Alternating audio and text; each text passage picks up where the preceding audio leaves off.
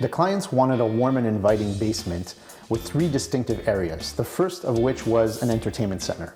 There's a really nice custom-made wall unit with lots of storage space, and one of the big changes that was made to the basement was the stairwell that comes down, as well as all of the flooring in the basement, which was all made from an engineered wood.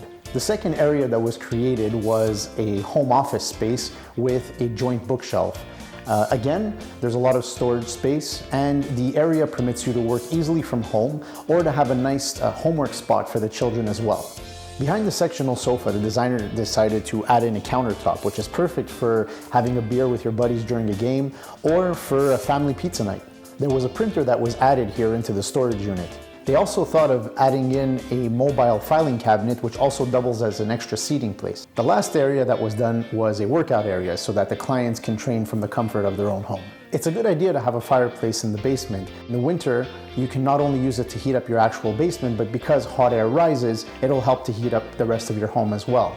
In order to avoid any potential problems and ensure that they had the right person with the right skills and qualifications, the clients decided to choose a 360-degree verified contractor from RenoAssistance.